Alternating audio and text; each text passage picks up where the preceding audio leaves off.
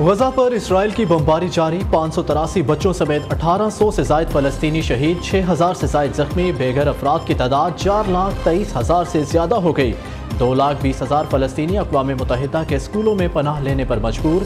اسرائیلی حملوں پر حماس کی بھرپور مزاحمت، 1300 اسرائیلی ہلاک۔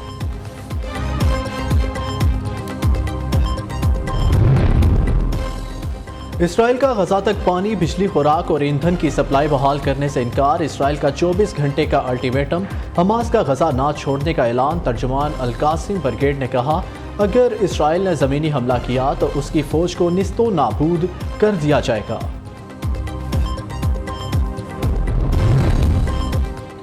صہیونی ریاست نے فلسطینیوں کے مسجد اقصی میں داخلے پر پابندی لگا دی، مسلمانوں کو نماز جمعہ ادا نہ کرنے دی۔ اسرائیلی ٹینک اور فوجی غزہ کی حدود میں داخل ہو گئے۔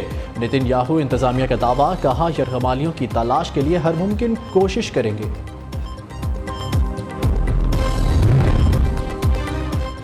سعودی عرب نے غزہ سے فلسطینیوں کی جبری نقل مکانی کو دو ٹوک الفاظ میں مسترد کر دیا۔ سعودی وزارت خارجہ کا کہنا ہے کہ اسرائیل غزہ میں بنیادی امدادی سامان فراہم کرنے کی اجازت دے۔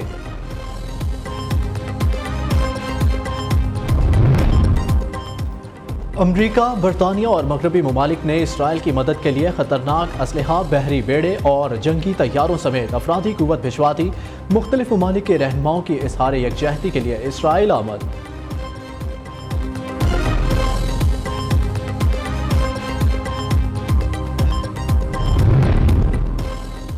غزہ سے فلسطینیوں کی بے دخلی کا فیصلہ واپس لیا جائے، اقوام متحدہ کا اسرائیل سے مطالبہ۔ کہا 11 لاکھ فلسطینیوں کو غزہ خالی کرنے کی دھمکی دینا تباہ کن نتائج کا حامل ہوگا۔ فلسطینیوں کے لیے $294 ملین کی امداد کا مطالبہ بھی کر دیا۔ ہیومن رائٹس واچ کی اسرائیل کے غزہ، لبنان پر فاسفورس کے استعمال کی تصدیق۔ عالمی ادارہ صحت نے خبردار کیا، غزہ میں زخمی فلسطینیوں کی تعداد خطرناک حد تک بڑھ چکی۔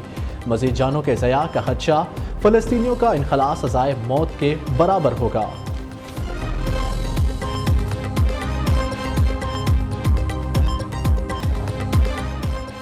امریکی وزیر خارجہ اینٹونی بلنکن کی دوحہ میں امیر قطر شیخ تمیم بن حماد الثانی سے ملاقات، غزہ کی صورتحال پر بات چیت کی۔ خبر ایجنسی کے مطابق امریکی وزیر خارجہ نے حماس کی قید میں اسرائیلیوں کی رہائی سے متعلق تبادلہ خیال کیا۔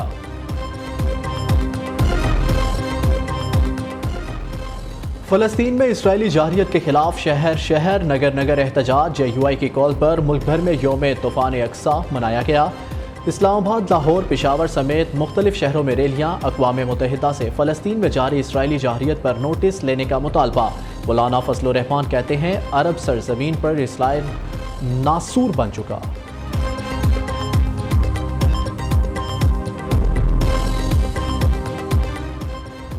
مسلم حکمران متحد ہو کر جہاد کا اعلان کرے اور فلسطین کا ساتھ دیں، امیر جماعت اسلامی سراج الحق کا مطالبہ۔ کہتے ہیں، عالمی کفر مسلمانوں کو کبھی جینے نہیں دے گا۔ اسرائیل ایک ناجائز ریاست ہے، فلسطین کی سرزمین مسلمانوں کی ہے، ہر قربانی دینے کے لیے تیار ہے۔ اسرائیل نے غزہ میں حملے بند نہ کیے تو نیا محاذ کھول سکتا ہے۔ ایران نے صہیونی ریاست کو خبردار کر دیا، غزہ کے فلسطینیوں کو انخلاء کا حکم ناقابل قبول ہے۔ ترک صدر رجب طیب ایردوان کا اب بڑا اعلان، غزہ میں انسانی امداد کی فراہمی کا مطالبہ بھی کر دیا۔ کہا، ترکیہ سے امداد لے جانے والا پہلا طیارہ مصر پہنچ چکا ہے۔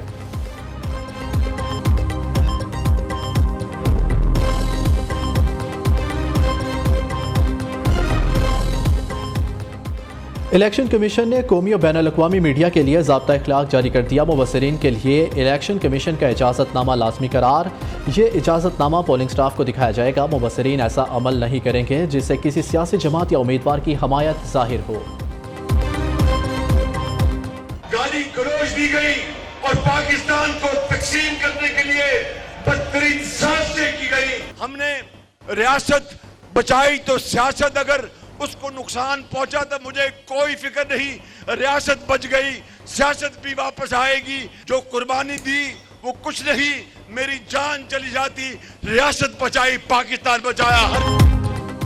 ہم نے ریاست بچانے کی خاطر سیاست کو داؤ پر لگا دیا، سیاست کیا ریاست بچانے کے لیے جان بھی دینا پڑتی تو پرواہ نہ کرتے۔ چیئرمین پی ٹی آئی نے گالم گلوچ کے کلچر سے پاکستان کو تقسیم کرنے کی کوشش کی۔ صدر مسلم لیگ نون شہباز شریف کا شیخ پورہ میں جلسے سے خطاب، کہا 21 اکتوبر کو نواز شریف اپنے عوام میں ہوگا۔ نون لیگ کے ہر دور میں ملک نے ترقی کی، جھرلو اور دھاندلی زدہ الیکشن کے بعد ترقی کا سفر جہاں رکا وہیں سے شروع ہوگا۔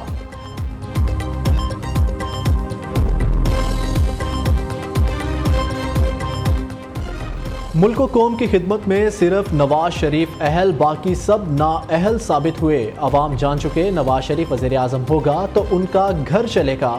مریم نواز کا لاہور میں یونین کونسلز کے چیئرمینوں، کونسلروں اور کارکنوں سے خطاب، کہا غریبوں کا ساتھی غریبوں کی مدد کرنے واپس آ رہا ہے۔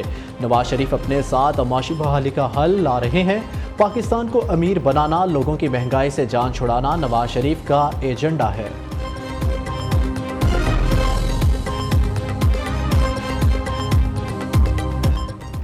نواز شریف آج روزہ رسول صلی اللہ علیہ وآلہ وسلم پر حاضری دیں گے۔ نواز شریف کی 5 روزہ دورے میں سعودی قیادت سے ملاقاتیں شیڈیول، 21 اکتوبر کو متحدہ عرب امارات سے لاہور پہنچیں گے۔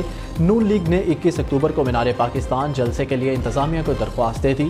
نواز شریف ایئرپورٹ سے بذریعہ ہیلی کاپٹر جلسہ کا آئیں گے۔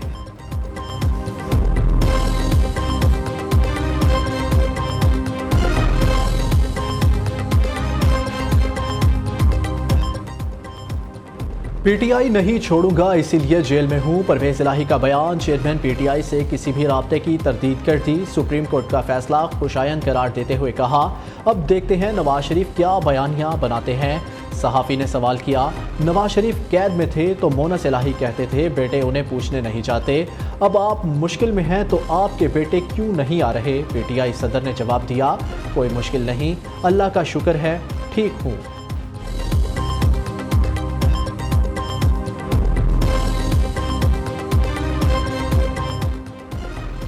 نیب میں حساس اداروں کے افسران تعینات، بریگیڈیئر محمد خالد کو ڈائریکٹر نیب جبکہ لیفٹیننٹ کرنل ندیم مظفر کو ایڈیشنل ڈائریکٹر نیب کی ذمہ داریاں سونپ دی گئی۔ نوٹیفیکیشن جاری، میجر ولید خالد اور میجر کیس کامران سید ڈپٹی ڈائریکٹر نیب مقرر۔ حساس اداروں کے 4 افسران کی تعیناتی کے نوٹیفیکیشن اسٹیبلشمنٹ ڈویژن نے جاری کر دیے۔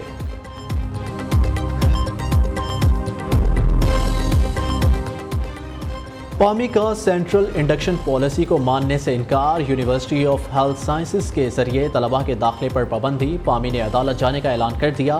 پامی عہدیداروں نے یو ایچ ایس میں ہونے والی سینٹرل انڈکشن پالیسی میٹنگ کا بائیکاٹ کیا، کہتے ہیں نجی کالجز خود داخلہ کریں گے، طلباء نجی کالج میں اپنے داخلہ فارم جمع کرائیں۔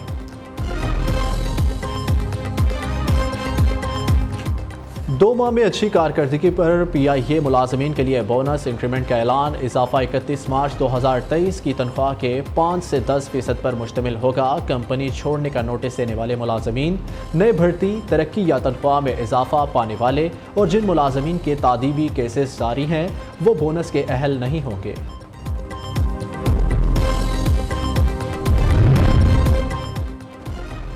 گجرانوالہ نوشہرہ ورکہ میں ایلیٹ فورس کی وردی میں ملبوس ڈاکوؤں کی لوٹ مار، مزاحمت پر 2 افراد کو گولیاں مار کر شدید زخمی کر دیا۔ ڈاکو خواتین سمیت 30 سے زائد افراد کو لوٹ کر فرار۔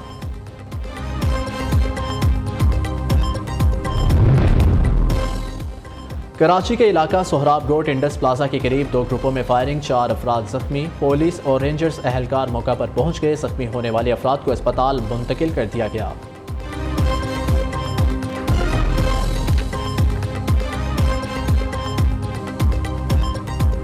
خوب دھوم دھڑکا، احمد آباد کے مودی اسٹیڈیم میں گلوکار اور اداکار ہوں گے in action, Ranveer Singh official world cup ترانے پر پرفارمنس دیں گے، گلوکار ارجیت سنگھ، تمنا بھاٹیا آواز کا سحر جگائیں گے، بالی ووڈ لیجنڈ امیتابھ بچن اور رجنی کانت کی بھی ہوگی انٹری، دونوں اداکار اسٹیڈیم میں پاک بھارت میچ سے لطف اٹھائیں گے۔